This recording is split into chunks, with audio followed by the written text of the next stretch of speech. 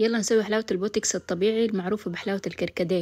المكون الأول طبعا الكركديه، وهنا استعملت كركديه سوداني، وهنا هذا طبعا منقوع الكركديه أنا نقعته من في الليل في موية دافية، وهذا طبعا بعد ما صفيت الكركديه.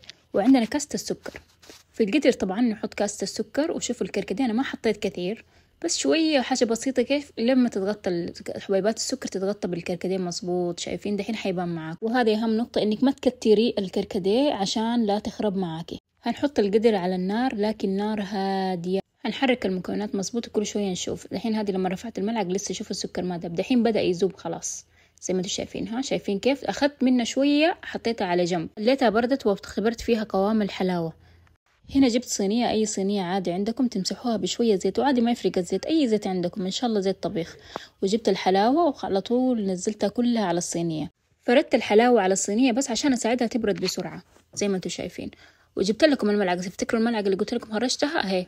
انتوا طبعا المفروض تعملوا الخطوة هذه قبل لا تفردوها في الصينية، بس أنا عشان نسيت الخطوة فصورت لكم لاحقا.